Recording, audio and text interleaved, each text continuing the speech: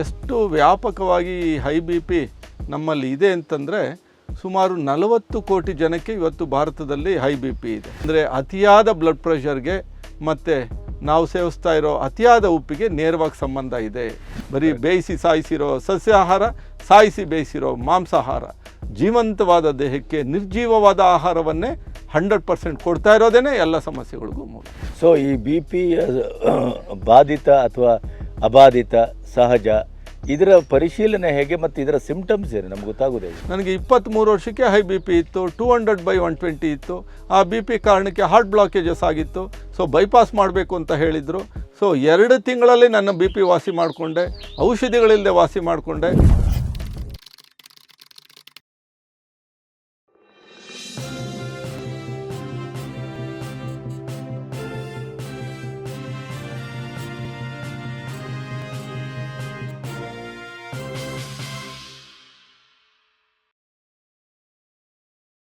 ನಮಸ್ತೆ, ಬಿ ಗಣಪತಿ ಚಾನಲ್ಲಿಗೆ ಸ್ವಾಗತ. ನಾವಿವತ್ತು ನಮ್ಮ ಆಹಾರ ಮತ್ತು ವಿಹಾರ ಬದುಕಿನ ಪದ್ಧತಿ, ನಾವು ಬದುಕನ್ನು ಬದಲಾದ ರೀತಿಯಲ್ಲಿ ನಾವು ನಮ್ಮ ದೇಶೀಯ ನಡೆ ನುಡಿ ಆಚಾರ ವಿಚಾರ ಆಹಾರ ಎಲ್ಲವನ್ನು ಬದಲಾಯಿಸಿಕೊಂಡಂಥ ಈ ಹೊತ್ತಿನಲ್ಲಿ ಹಲವು ರೋಗಕ್ಕೂ ಹಲವು ಸಮಸ್ಯೆಗಳಿಗೂ ಮತ್ತು ಬೇರೆ ಬೇರೆ ಸವಾಲುಗಳಿಗೆ ಎದುರಾಗ್ತಾ ಇರುವಂಥ ಈ ಹೊತ್ತಿನಲ್ಲಿ ರಾಜಶೇಖರ್ ಅವರನ್ನು ನಾವು ಕೇಂದ್ರೀಕರಿಸಿ ನಿಮ್ಮ ಹಲವಾರು ಸಮಸ್ಯೆಗಳ ಬಗ್ಗೆ ಒಂದು ಪರಿಹಾರದ ಒಂದು ಸೂತ್ರ ಸಂಧಾನ ಮಾಡುವ ಕೆಲಸವನ್ನು ಇಲ್ಲಿ ಮಾಡ್ತಾ ಇದ್ದೇವೆ. ಆ ಸರಣಿಯಲ್ಲಿ ಈಗಾಗಲೇ ನೀವು ಹಲವು ಸಮಸ್ಯೆಗಳ ಬಗ್ಗೆ ಮಾತಾಡಿದ್ದೀರಿ, ಕೇಳಿಸ್ಕೊಂಡಿದ್ದೀರಿ, ನೀವು ಅದನ್ನು ಅನುಸರಿಸ್ತಾ ಇದ್ದೀರಿ ಅಂತ ನಾನು ಭಾವಿಸ್ತೇನೆ. ಇವತ್ತು ನಾವು ಮಾತಾಡಲಿಕ್ಕೆ ಹೊರಟದ್ದು ಸಾರ್ವಜನಿಕವಾಗಿ ಸಾರ್ವತ್ರಿಕವಾಗಿರುವ ಸಹಜವೋ ಅನ್ನುವಂತೆ ಬದುಕಿನ ಮನೆ ಮತ್ತು ಮನಸ್ಸಿನ ಒಳಗಡೆ ದೇಹದ ಒಳಗಡೆ ಬಂದು ಕೂತಂಥ ಈ ಬಿ ಪಿ ಅನ್ನುವಂಥ ಒಂದು ಸಮಸ್ಯೆ ಬಗ್ಗೆ ಅಥವಾ ರೋಗದ ಬಗ್ಗೆ. ಬಿ ಪಿ ಯಾವ ರೀತಿ, ಹೇಗೆ, ಅದು ಬಂದಾಗ ಏನು ಮಾಡಬೇಕು, ಬರದೇ ಇದ್ದಾಗ ಏನು ಮಾಡಬೇಕು ಇತ್ಯಾದಿ ಎಲ್ಲವನ್ನು ಇವತ್ತು ರಾಜಶೇಖರ್ ಅವರ ಹತ್ರ ಚರ್ಚಿಸೋಣ ಅಂತ ಇಲ್ಲಿ ಕೂತಿದ್ದೇವೆ. ನಮಸ್ತೆ ಸರ್. ನಮಸ್ಕಾರ. ಇವತ್ತು ಬಿ ಪಿ ಅನ್ನೋದು ಒಂದು ದೊಡ್ಡ ಭೂತಾಕಾರವಾಗಿ ಬೆಳೆದಂಥ ಸಮಸ್ಯೆ ಆಗಿದೆ. ಹಲವು ರೀತಿಯ ಅವಘಡಗಳಿಗೆ ಬಿ ಪಿಯೇ ಕಾರಣ ಅನ್ನುವಂಥ ಒಂದು ಪ್ರಚಲಿತದಲ್ಲಿ ನಾವು ಬದುಕ್ತಾ ಇದ್ದೇವೆ. ನಿಜ. ಈ ಬಿ ಪಿ ಬಗ್ಗೆ ನೀವು ಮಾತಾಡೋ ಮೊದಲು ಬಿ ಪಿ ಮತ್ತು ಭಾರತ, ಬಿ ಪಿ ಮತ್ತು ಸಮಾಜ, ಬಿ ಪಿ ಮತ್ತು ವರ್ತಮಾನ, ಇದು ಯಾವ ರೀತಿ ಇದೆ ಸರ್ ಇವತ್ತು? ಸೊ ಹಿಂದೆ ಬಿ ಪಿ ಮತ್ತು ಭೂತಕಾಲ ನಾವು ನೋಡೋದಾದರೆ, ಸೊ 60 ವರ್ಷದ ನಂತರ ಅಂದರೆ ಏಜ್ ಓಲ್ಡ್ ಡಿಸೀಸಸ್ ಅಂತ ಕರಿತಾ ಇದ್ರು. ಬಟ್ ಈಗ 25 ವರ್ಷಕ್ಕೂ ಸಹ ಹೈ ಬ್ಲಡ್ ಪ್ರೆಷರ್ ಬರ್ತಾ ಇದೆ. ಎಷ್ಟು ವ್ಯಾಪಕವಾಗಿ ಹೈ ಬಿ ಪಿ ನಮ್ಮಲ್ಲಿ ಇದೆ ಅಂತಂದರೆ ಸುಮಾರು 40 ಕೋಟಿ ಜನಕ್ಕೆ ಇವತ್ತು ಭಾರತದಲ್ಲಿ ಹೈ ಬಿ ಪಿ ಇದೆ. ಆ 40 ಕೋಟಿ ಜನ ಯಾವ ವಯಸ್ಸಿನವರು ಅಂತಂದರೆ 25 ವರ್ಷಕ್ಕಿಂತ ಮೇಲ್ಪಟ್ಟವರು. ಅಂದರೆ 25 ವರ್ಷಕ್ಕಿಂತ ಮೇಲ್ಪಟ್ಟ ಭಾರತೀಯರ ಜನಸಂಖ್ಯೆ ಸುಮಾರು 90 ಕೋಟಿ ಇದೆ. ಆ 90 ಕೋಟಿ ಜನಸಂಖ್ಯೆಯ ಪೈಕಿ ಸುಮಾರು ಅರ್ಧದಷ್ಟು ಜನಸಂಖ್ಯೆಗೆ ಇವತ್ತು ಹೈ ಬಿ ಪಿ ಇದೆ. ಏನಂತಂದರೆ ನೇರವಾದ ಕಾರಣ ಬಹಳ ಮುಖ್ಯವಾದ 2-3 ಅಂಶಗಳೇ ಆಗಿದೆ. ಈ ಬಿ ಪಿ ಕಾರಣ ಆಗಿರೋ ಅಂಶಗಳು ಬೇರೆ ಕಾಯಿಲೆಗಳಿಗೂ ಕಾರಣ ಆಗಿದೆ. ಅದು ಕ್ಯಾನ್ಸರ್ಗೂ ಕಾರಣ ಆಗುತ್ತೆ, ಅದು ಇತರೆ ಸಮಸ್ಯೆಗಳಿಗೂ ಕಾರಣ ಆಗುತ್ತೆ. ಅದು ಅತಿಯಾದ ಉಪ್ಪೇ ಆಗಿದೆ. ಸೊ ಉಪ್ಪು ಎಷ್ಟು ನಮಗೆ ಬೇಕು, ಉಪ್ಪಿಲ್ಲ ಅಂದರೆ ಬದುಕೇ ಇಲ್ಲ.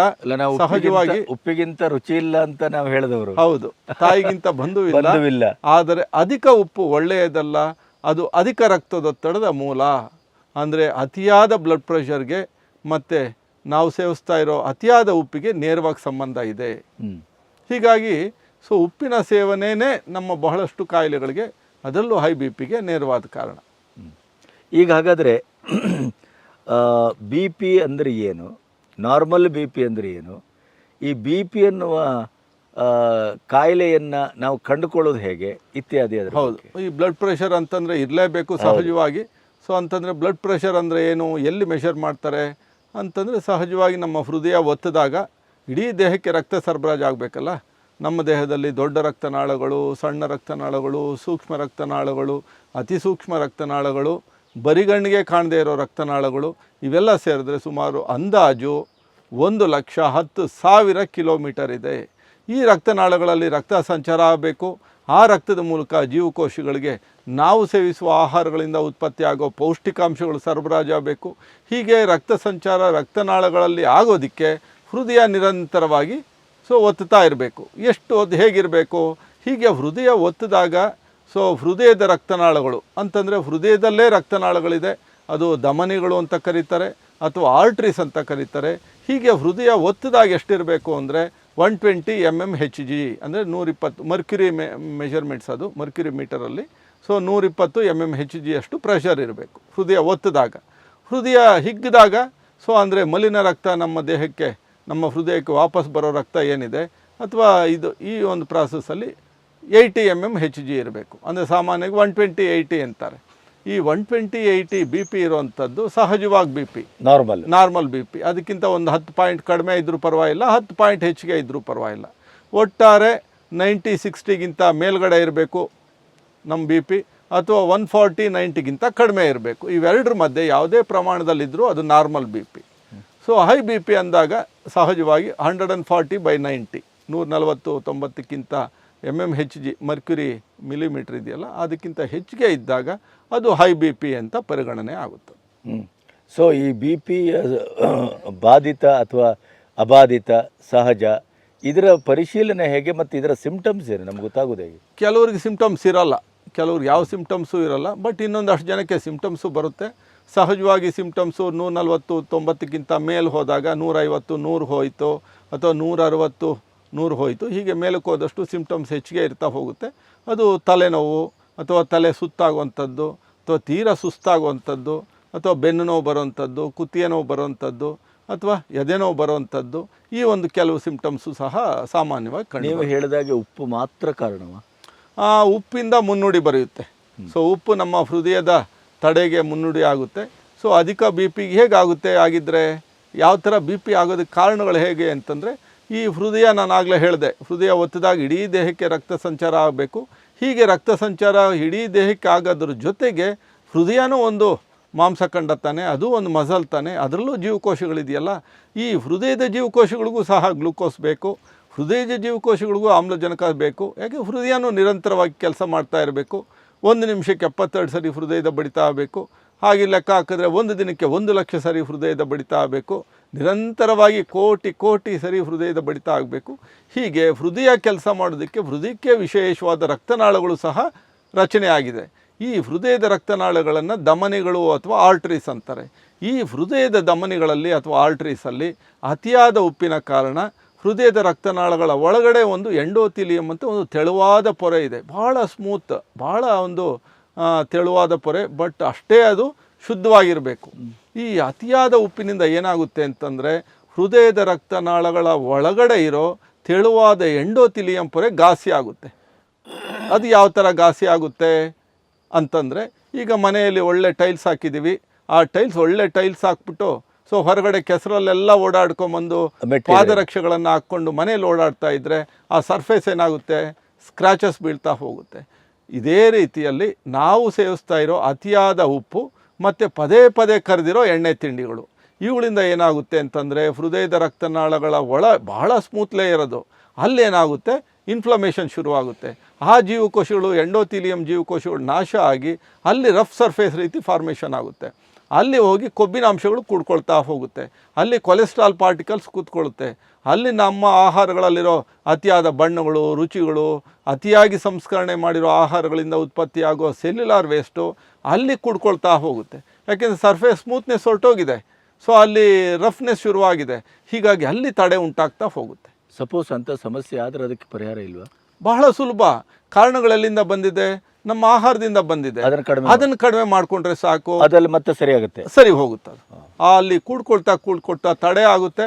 ಆ ತಡೆ ಆದ ತಕ್ಷಣ ಹೃದಯ ಕಷ್ಟಪಟ್ಟು ಒತ್ತಬೇಕಾಗುತ್ತೆ, ಅಲ್ಲಿ ಪ್ರೆಷರ್ ಜಾಸ್ತಿ ಆಗುತ್ತೆ. ಅದೇನೇ blood pressure, high blood pressure. But ಅಲ್ಲಿ ಆ ಧಮನಿಯ ಒಳಗಡೆ ಆ ಸೂಕ್ಷ್ಮ ಪ್ರದೇಶಕ್ಕಾದದ್ದ ಡ್ಯಾಮೇಜನ್ನು ಕೂಡ ನಾವು ಸರಿಪಡಿಸ. ಹೌದು, ನಮ್ಮ ದೇಹ ಹೇಗೆ ಅತಿಯಾದ ಉಪ್ಪು, ಅತಿಯಾದ ಎಣ್ಣೆ, ಬಣ್ಣಗಳು, ರುಚಿಗಳು ಕೊಟ್ಟಾಗ ಅಲ್ಲಿ ಕೂಡ್ಕೊಳ್ತಾ ಹೋಗುತ್ತೆ. ನೀವು ಕಡಿಮೆ ಮಾಡಿದಾಗ, ನೀವು ಒಂದು ಉಪವಾಸ ತತ್ವವನ್ನು ಪಾಲಿಸಿದಾಗ, ಉಪವಾಸ ಅಂದರೆ ದೀರ್ಘಕಾಲದ ಉಪವಾಸ ಏನಿಲ್ಲ, ನೀವು ಆಹಾರ ಸೇವನೆಯಲ್ಲಿ ಸ್ವಲ್ಪ ಹಿತಮಿತ ಮಾಡಿ ಹಣ್ಣುಗಳ ಸೇವನೆ ನೀವು ಶುರು ಮಾಡಿದಾಗ ಅಥವಾ ತರಕಾರಿಗಳ ಸೇವನೆ ಮಾಡಿದಾಗ ಅಲ್ಲೇನು ಬ್ಲಾಕೇಜಸ್ ಇದೆಯಲ್ಲ ಅದನ್ನು ಕಡಿಮೆ ಮಾಡಿಕೊಳ್ಳೋ ಒಂದು ಅದ್ಭುತವಾದ ಜ್ಞಾನ ನಮ್ಮ ದೇಹಕ್ಕಿದೆ. ನಮ್ಮ ದೇಹಕ್ಕೆ ನೀವು ಎಷ್ಟೇ ನಾವು ಕಷ್ಟ ಕೊಟ್ಟರೂ ಕೂಡ ತೊಂದರೆ ಮಾಡಿದ್ರು ಅದು ಮತ್ತೆ ನಾವು ಜ್ಞಾನೋದಯ ಆಗಿ ಸರಿಪಡಿಸ್ಕೊಳ್ಳುವ ದಿಕ್ಕಿನಲ್ಲಿ ಮುಂದಾದರೆ ಆಟೋಮೆಟಿಕ್ಲಿ ಸರಿ. ಹೌದು, ಮನುಷ್ಯನ ದೇಹ ಅದ್ಭುತವಾಗಿ ರಚನೆ ಆಗಿದೆ.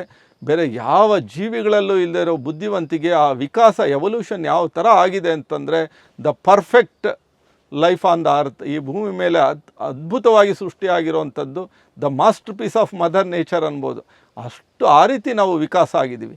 ಬಟ್ ಏನಂದರೆ ಇದು ಹೇಳೋರು ಬಹಳ ಕಡಿಮೆ ಇದ್ದಾರೆ ಇದ್ರ ಬಗ್ಗೆ, ಸೊ ಪಾಲನೆ ಮಾಡೋರು ಕಡಿಮೆ ಇದ್ದಾರೆ. ಬಿ ಪಿ ಒಮ್ಮೆ ಬಂದರೆ ಪರ್ಮನೆಂಟ್ ಏನಿಲ್ಲ. ಈಗ ನನ್ನದೇ ವಿಚಾರ ನಾವು ನೋಡೋದಾದರೆ ನನಗೆ 23 ವರ್ಷಕ್ಕೆ ಹೈ ಬಿ ಪಿ ಇತ್ತು, 200/120 ಇತ್ತು. ಆ ಬಿ ಪಿ ಕಾರಣಕ್ಕೆ ಹಾರ್ಟ್ ಬ್ಲಾಕೇಜಸ್ ಆಗಿತ್ತು. ಸೊ ಬೈಪಾಸ್ ಮಾಡಬೇಕು ಅಂತ ಹೇಳಿದರು. ಸೊ 2 ತಿಂಗಳಲ್ಲಿ ನನ್ನ ಬಿ ಪಿ ವಾಸಿ ಮಾಡಿಕೊಂಡೆ, ಔಷಧಿಗಳಿಲ್ಲದೆ ವಾಸಿ ಮಾಡಿಕೊಂಡೆ. ಸೊ ನನ್ನ ಥರ ಕೇಸಸ್ ಈಗ ಬರ್ತಾ ಇದ್ದಾರೆ. ತರಕಾರಿ ಚಿಕಿತ್ಸೆ, ಹೌದು, ತರಕಾರಿ ಚಿಕಿತ್ಸೆ ಅಂತ ಇದೆ, ಹಣ್ಣಿನ ಚಿಕಿತ್ಸೆ ಅಂತ ಇದೆ. ಸೊ ಹಣ್ಣಿನ ಚಿಕಿತ್ಸೆದು ಒಂದು ಬ್ರೀಫಾಗಿ ಇಲ್ಲೇ ಹೇಳ್ಬಿಡ್ತೀನಿ. ಫವೆನೇಸಿಯನ್ ಅಂತ ಇದ್ದರು, ಇರಾನಲ್ಲಿದ್ದರು. ಅವರಿಗೆ 55 ವರ್ಷ ವಯಸ್ಸು, 1955-56ನೇ ಇಸ್ವಿ. ಆ ಒಂದು ಪರಿಸ್ಥಿತಿಯಲ್ಲಿ ಅವ್ರಿಗೆ ಎಷ್ಟು ಕಾಯಿಲೆಗಳಿಂದ ಸಫರ್ ಮಾಡ್ತಾಯಿದ್ರು ಅಂದರೆ blood pressure, high blood pressure, skin problems, respiratory problems, infections, ಪದೇ ಪದೇ ಜ್ವರಗಳು. ಅವರು 55ನೇ ವಯಸ್ಸಿನಲ್ಲಿ ಸಾವಿನ ಹಾಸಿಗೆಯಲ್ಲಿರ್ತಾರೆ. ಎದ್ದು ನಿಲ್ಲಕ್ಕಾಗಲ್ಲ, ನಡೆಯೋಕ್ಕಾಗಲ್ಲ, ಆ ಒಂದು ಸ್ಥಿತಿಯಲ್ಲಿರ್ತಾರೆ ಅವರು. ಸೊ ತೀರಾ ಆಕಸ್ಮಿಕವಾಗಿ ಪ್ರಕೃತಿ ಚಿಕಿತ್ಸೆ ಪುಸ್ತಕಗಳು ಸಿಗುತ್ತೆ, ಹಣ್ಣಿನ ಚಿಕಿತ್ಸೆ ಪುಸ್ತಕಗಳು ಸಿಗುತ್ತೆ. ಹೀಗಾಗಿ ಓದಿ 1 ವರ್ಷ ಅವರ ಆಹಾರದಲ್ಲಿ ಬದಲಾವಣೆ ಮಾಡ್ಕೊತಾರೆ. 1 ವರ್ಷದಲ್ಲಿ ಅವ್ರ ಎಲ್ಲ ಸಮಸ್ಯೆಗಳು ವಾಸಿ ಆಗುತ್ತೆ. ಎದ್ದು ನಿಲ್ಲಕ್ಕಾಗದೇ ಇರೋರು ನಡೆಯೋಕ್ಕಾಗ್ತಾರೆ. ಸೊ ಸಂಪೂರ್ಣ ವಾಸಿ ಆಗುತ್ತೆ. ಇಡೀ ಜೀವನ ಹಣ್ಣುಗಳು ತಿಂದ್ಕೊಂಡು ಬದುಕೋಣ ಅಂತ ತೀರ್ಮಾನ ಮಾಡ್ತಾರೆ. ಚಿಕಿತ್ಸೆ ಅಂದ್ರೆ ಸೊ ಇಡೀ ದಿನ ಹಣ್ಣುಗಳು ತಿಂದ್ಕೊಂಡಿರ್ತಾರೆ ಅಷ್ಟೇ. ಇಡೀ ದಿನ ಅವ್ರು ಇಡೀ ಜೀವನ ಹಣ್ಣುಗಳು ತಿಂದ್ಕೊಂಡೇ ಬದುಕೋಣ ಅಂತ ತೀರ್ಮಾನ ಮಾಡ್ತಾರೆ. ಹೀಗಾಗಿ 56ನೇ ವಯಸ್ಸಿನಲ್ಲಿ ಅವ್ರಿಗೆ ವಾಸಿ ಆಗುತ್ತೆ. ಆಮೇಲೆ ಅವರು ನೇಚರ್ ಕ್ಯೂರ್ ಪ್ರಾಕ್ಟೀಸ್ ಶುರು ಮಾಡ್ತಾರೆ. ರಾ ಡಯಟ್ ಅಂತ ಪ್ರಮೋಟ್ ಮಾಡ್ತಾರೆ. ಅವರೊಂದು ಪುಸ್ತಕ ಬರೀತಾರೆ, ದ ರಾ ಈಟಿಂಗ್ ಅಂತ. ಆ ಪುಸ್ತಕ ವಿಶ್ವವ್ಯಾಪಿ ಪ್ರಚಾರ ಆಗುತ್ತದು. ಅವ್ರಿಗೆ ಬರ್ತಾ ಇದ್ದಿದ್ದ ಸಂಪರ್ಕಗಳು, ಅವ್ರಿಗೆ ಕರೆಸ್ಪಾಂಡೆನ್ಸ್, ಯಾರೆಲ್ಲ ಅವ್ರ ಜೊತೆ ಸಂಪರ್ಕ ಮಾಡ್ತಾಯಿದ್ರು, ಪತ್ರ ವ್ಯವಹಾರ ಮಾಡ್ತಾಯಿದ್ರು ಅಂತ ಆ ಪುಸ್ತಕದ ಕಡೆಯಲ್ಲಿ ಬರೆದಿದ್ದಾರೆ.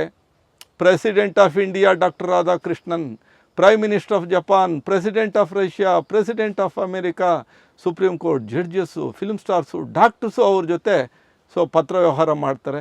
ಎಷ್ಟು ಪಾಪ್ಯುಲರ್ ಆಗ್ತಾರೆ ಅಂದರೆ ಮೈಸೂರು ಜಯಚಾಮರಾಜೇಂದ್ರ ಒಡೆಯರವರು ಸಹ ಅವ್ರ ಜೊತೆ ಪತ್ರ ಉಲ್ಲೇಖ ಮಾಡಿರೋದನ್ನು ಅವ್ರ ಪುಸ್ತಕದಲ್ಲಿ ಬರೀತಾರೆ. 60ನೇ ವಯಸ್ಸಿನಲ್ಲಿ ಅವ್ರು ಹೇಳ್ತಾರೆ ಪುಸ್ತಕದ ಮುನ್ನುಡಿಯಲ್ಲಿ, 55ನೇ ವಯಸ್ಸಿನಲ್ಲಿ ನಾನು ಸಾವಿನ ಹಾಸಿಗೆಯಲ್ಲಿದ್ದೆ, ಈಗ ನನಗೆ 60 ವರ್ಷ ವಯಸ್ಸಾಗಿದೆ, ದಿನಕ್ಕೆ 24 ಕಿಲೋಮೀಟ್ರ್ ವಾಕ್ ಮಾಡ್ತಾಯಿದ್ದೀನಿ. ಸೊ ಈಗ ನನಗೆ 60 ವರ್ಷ ವಯಸ್ಸಾಗಿದೆ, ಇನ್ನು 60 ವರ್ಷ ಬದುಕ್ತೀನಿ ಅನ್ನೋ ಧೈರ್ಯ ಬಂದಿದೆ. ಸೊ ಎಲ್ಲಿಂದ ಬರುತ್ತದು? ಸೊ ಹಣ್ಣುಗಳು, ತರಕಾರಿಗಳು, ಜೀವರಕ್ಷಕ ಆಹಾರಗಳು. ಸೊ ಇದು ಅದ್ಭುತವಾದ ಆಹಾರಗಳು. ಈ ಥರ ಹಣ್ಣುಗಳು, ತರಕಾರಿಗಳು ಬೇರೆ ಯಾವ ಜೀವಿಗಳಿಗೂ ಸಿಕ್ಕಿಲ್ಲ. ಸೊ ಅಮೃತ ಆಹಾರಗಳು ನಮ್ಮ ಕೈಯಲ್ಲಿದೆ. ಅದನ್ನು ಬಿಟ್ಟು ನಾವೇನು ಮಾಡ್ತಾಯಿದ್ದೀವಿ? ಬರೀ ಬೇಯಿಸಿ ಸಾಯಿಸಿರೋ ಸಸ್ಯಾಹಾರ, ಸಾಯಿಸಿ ಬೇಯಿಸಿರೋ ಮಾಂಸಾಹಾರ. ಜೀವಂತವಾದ ದೇಹಕ್ಕೆ ನಿರ್ಜೀವವಾದ ಆಹಾರವನ್ನೇ 100% ಕೊಡ್ತಾ ಇರೋದೇ ಎಲ್ಲ ಸಮಸ್ಯೆಗಳಿಗೂ ಮೂಲ. ಈಗ ಒಂದು ಸರಿ ಬಿ ಪಿ ಮಾತ್ರೆ ಆರಂಭಿಸಿದರೆ ನಂತರದ ಕಥೆ ಏನು? ಸೊ ಏನಿಲ್ಲ, ಆಹಾರದಲ್ಲಿ ಬದಲಾವಣೆ ಮಾಡ್ಕೋಬೇಕು. ಅಂದರೆ ಹಣ್ಣು ತರಕಾರಿಗಳ ಸೇವನೆ ಶುರು ಮಾಡಬೇಕು. ಡಯಾಬಿಟಿಸ್ ಇದ್ದರೆ ಹಣ್ಣು ತರಕಾರಿಗಳ ಸೇವನೆಯಲ್ಲಿ ಒಂದು ಗೈಡೆನ್ಸ್ ಬೇಕಾಗುತ್ತೆ. ಆಮೇಲೆ ಸಹಜವಾಗಿ ಅತಿಯಾಗಿ ಸಂಸ್ಕರಣೆ ಮಾಡಿರೋ ಆಹಾರಗಳು ಅಂದರೆ ಉಪ್ಪಿನ ಸೇವನೆಯನ್ನು ಮಿತಗೊಳಿಸಿ ಒಂದು 5 ಗ್ರಾಮ್ಗೆ ತನ್ನಿ. ವಿಶ್ವ ಆರೋಗ್ಯ ಸಂಸ್ಥೆ ಹೇಳೋದು ಅಷ್ಟೇ, ಮನುಷ್ಯನಿಗೆ ಬೇಕಾಗಿರೋ ಗರಿಷ್ಠ ಉಪ್ಪಿನ ಪ್ರಮಾಣ 5 ಅಂತ ಹೇಳುತ್ತೆ. ಮತ್ತು ICMR ಇದೆಯಲ್ಲ, Indian Council of Medical Research, ಅದ್ರ ಪ್ರಕಾರನೇ ಆರೋಗ್ಯವಂತರಿಗೆ ದಿನಕ್ಕೆಲ್ಲ ಸೇರಿ 15 ml ಅಷ್ಟೇ ಕುಕ್ಕಿಂಗ್ ಆಯಿಲ್ ಬೇಕಾಗಿರೋದು. ಸೊ ಬಳಕೆ ಆಗ್ತಿರೋದು 50 ml. ಅಂದರೆ ಸರಾಸರಿ ಆರೋಗ್ಯವಂತರಿಗೆ ತಿಂಗಳಿಗೆ 450ರಿಂದ 500 ml ಬೇಕು ಕುಕ್ಕಿಂಗ್ ಆಯಿಲು. ಬಟ್ ಬಳಕೆ ಆಗ್ತಿರೋದು 1ರಿಂದ 1.5 ಲೀಟ್ರ್ ಆಯಿಲ್. ಅದನ್ನು ಸರಿ ಮಾಡಿಕೊಂಡ್ರೆ ಸಾಕು. ತರಕಾರಿಗಳ ಸೇವನೆ ಪ್ರಾರಂಭ ಮಾಡೋದು, ಚೆನ್ನಾಗಿ ವಾಕಿಂಗ್ ಮಾಡೋವಂಥದ್ದು. ಎಲ್ಲ ಆಹಾರಗಳು ಬೇಕು, ಅಕ್ಕಿನೂ ಬೇಕು, ರಾಗಿನೂ ಬೇಕು, ಜೋಳನೂ ಬೇಕು, ಬೇಳೆಕಾಳುಗಳು ಬೇಕು. ಬಟ್ ಹಣ್ಣು ತರಕಾರಿಗಳ ಸೇವನೆಯಲ್ಲಿ ಕೊರತೆ ಆದರೆ ಹೈ ಬ್ಲಡ್ ಪ್ರೆಷರ್ ಗ್ಯಾರಂಟಿ. ಹೀಗಾಗಿ ನಮ್ಮ ಆಹಾರ ಹಿತವಾಗೂ ಇರಬೇಕು, ಅದು ಋತುಮಾನಕ್ಕೆ ತಕ್ಕಂತೆ ಇರಬೇಕು, ಅದು ಶುದ್ಧವಾಗೂ ಇರಬೇಕು. ಮತ್ತೀಗ ಕೊನೆಯದಾಗಿ ಬಿ ಪಿ ಬಂದರೆ ಅದಕ್ಕೆ ಆ ಮನುಷ್ಯ ಅಥವಾ ಆ ವ್ಯಕ್ತಿ ಏನು ಮಾಡಬೇಕು? ಸೊ ಸಹಜವಾಗಿ ಒಂದು ಲೈಫ್ ಸ್ಟೈಲ್ ಜೀವನ ಶೈಲಿ ಅಂತಂದಾಗ ದಿನಕ್ಕೆ ಒಂದು ಅಟ್ಲೀಸ್ಟ್ ಒಂದು 200 to 300 ಗ್ರಾಮ್ಸ್ ಹಣ್ಣುಗಳು ತೊಗೋಬೇಕು, ದಿನಕ್ಕೆ ಒಂದು 400 ಗ್ರಾಮ್ ತರಕಾರಿ ತೊಗೋಬೇಕು. ಆ ತರಕಾರಿಗಳಲ್ಲಿ 2 ರೀತಿ, ಭೂಮಿ ಒಳಗಡೆ ಬಿಡೋ ತರಕಾರಿಗಳು, ಭೂಮಿ ಮೇಲೆ ಬಿಡೋ ತರಕಾರಿಗಳು. ಸೊ ಹಣ್ಣು ತರಕಾರಿಗಳ ಸೇವನೆ ಪ್ರಾರಂಭ ಮಾಡಬೇಕು. ಅವ್ರ ಕುಟುಂಬಕ್ಕೆ ಒಂದು ತಿಂಗಳಿಗೆ ಎಷ್ಟು ಅಡುಗೆ ಎಣ್ಣೆ ಬೇಕಂತ ಒಂದು ಸರಳ ಲೆಕ್ಕಾಚಾರ ಬೇಕು. ಅವ್ರ ಕುಟುಂಬಕ್ಕೆ ತಿಂಗಳಿಗೆ ಎಷ್ಟು ಉಪ್ಪು ಬೇಕು ಅಂತ ಒಂದು ಸರಳ ಲೆಕ್ಕಾಚಾರ ಬೇಕು. ಯಾಕೆಂದರೆ ಹಿಂದೆ ಇದು ಯಾವುದು ಅವಶ್ಯಕತೆ ಇರಲಿಲ್ಲ. ಯಾಕೆಂದರೆ ಮನುಷ್ಯ 2 ತೂಟ ಮಾಡಿಕೊಂಡು ಬಿಸಿಲಲ್ಲಿ ಬೆಳಕಲ್ಲಿ ಓಡಾಡಿಕೊಂಡು ದುಡಿಮೆ ಮಾಡ್ತಾ ಇದ್ವಿ. ಇವತ್ತು ಮನುಷ್ಯನಿಗೆ ಬಿಸಿಲು ಬೇಡ, ಬೆಳಕು ಬೇಡ, ನೀರು, ನಿದ್ದೆ, ಕಾಲ್ನಡಿಗೆ ಯಾವುದೂ ಬೇಡ. ಸೊ ಬರೀ 3 ಹೊತ್ತು 4 ಹೊತ್ತು 5 ಹೊತ್ತು ಅಂತ ತಿಂದಾಗ ಸಹಜವಾಗಿ ಬಂದೇ ಬರುತ್ತೆ. ಆ ಸರಳವಾದ ನಮ್ಮ ಜೀವನ ಶೈಲಿ ಹಿಂದೆ ಹೇಗಿತ್ತು, ಒಮ್ಮೆ ಉಂಡವ ಯೋಗಿ ಬಿಮ್ಮೆ ಉಂಡವ ಭೋಗಿ ಅಂತ, 1-2 ಹೊತ್ತು ಊಟ ಮಾಡಿಕೊಂಡು ಉಪ್ಪು ಎಣ್ಣೆ ಕಡಿಮೆ ಮಾಡಿಕೊಂಡು ಆ ಊಟದಲ್ಲಿ ಬೇಳೆನೂ ಇರಲಿ, ಕಾಳು ಇರಲಿ, ಧಾನ್ಯಗಳು ಇರಲಿ, ಸಿಹಿ ಪದಾರ್ಥಗಳು ಇರಲಿ. ಬಟ್ ಡಯಾಬಿಟಿಸ್ ಇರೋರು ಸ್ವಲ್ಪ ಗೈಡ್ಲೈನ್ಸ್ ತೊಗೊಂಡು ಸೊ ಮಧ್ಯಾಹ್ನ 1 ಹೊತ್ತಿನಲ್ಲಿ ನಾವು ಊಟ ಕಡಿಮೆ ಮಾಡ್ಕೊಳ್ಳೋದಾದರೆ 1 ಹೊತ್ತು ದಿನದಲ್ಲಿ ಆ ಹಣ್ಣುಗಳಾದರೂ ತೊಗೊಳ್ಳಿ, ನೀವು ಗಂಜಿ ಆದರೂ ತೊಗೊಳ್ಳಿ, ಸಲಾಡ್ ಆದರೂ ತೊಗೊಳ್ಳಿ, ಅದು ಸಿಂಪಲ್ಲಾಗಿ ಒಂದು ಪಲ್ಯ ಆದರೂ ತೊಗೊಳ್ಳಿ. 2 ಊಟಗಳ ನಡುವೆ 1 ಹೊತ್ತು ನೀವು ಊಟ ಸ್ವಲ್ಪ ಕಂಟ್ರೋಲ್ ಮಾಡಿದ್ರೆ ಸಾಕು. ಒಟ್ಟಾರೆ ಇಡೀ ದಿನದಲ್ಲಿ ನಾವು ಸೇರ್ತಾರೆ ಎಣ್ಣೆ ಉಪ್ಪು ನಾವು ಗಮನಿಸ್ಕೊಳ್ಳೋದಾದರೆ, ಒಂದಷ್ಟು ಕಾಲ್ನಡಿಗೆ ಮಾಡಿ ಯೋಗ ಧ್ಯಾನ ಮಾಡೋದಾದರೆ ಯಾವ ಬಿ ಪಿ ಸಹ ನಮ್ಮ ದೇಹದಲ್ಲಿ ನಮ್ಮನ್ನು ಬಾಧಿಸೋದಿಲ್ಲ. ಯಾವ ಹೈ ಬಿ ಪಿನೂ ಸಹ ಅದು ನಿಲ್ಲೋದಿಲ್ಲ, ನಾರ್ಮಲ್ಗೆ ಬಂದ್ಬಿಡುತ್ತೆ. ವೀಕ್ಷಕರೇ, ಇಲ್ಲಿಯವರೆಗೆ ಬಿ ಪಿಯ ಬಗ್ಗೆ ಇವತ್ತು ಅದು ಸಾರ್ವತ್ರಿಕವಾಗಿ ಎಲ್ಲರನ್ನೂ ಕಾಡುವಂಥದ್ದು. ಅದರಲ್ಲೂ ಇವತ್ತಿನ ಒತ್ತಡದ ಬದುಕಲ್ಲಿ ಎಂಥವರಿಗೂ ಏನಿಲ್ಲ ಅಂದರೂ ಕೊನೆಗೊಂದು ಬಿ ಪಿ ಇದೆ ಅನ್ನುವಂಥ ಮಾತು ಬರುತ್ತೆ. ಬಿ ಪಿ ಮಾತ್ರೆ ಅಂತ ಅದನ್ನು ಹಿಡ್ಕೊಂಡು ತಿರುಗಾಡುವವರನ್ನು ಭಾಳಷ್ಟು ಜನ ನೋಡಿದ್ದೇವೆ. ಮಾತ್ರೆ ತಗೊಳ್ಳದೇನೆ ಅನಾಹುತಕ್ಕೆ ಮುಂದಾದವರನ್ನು ನೋಡಿದ್ದೇವೆ.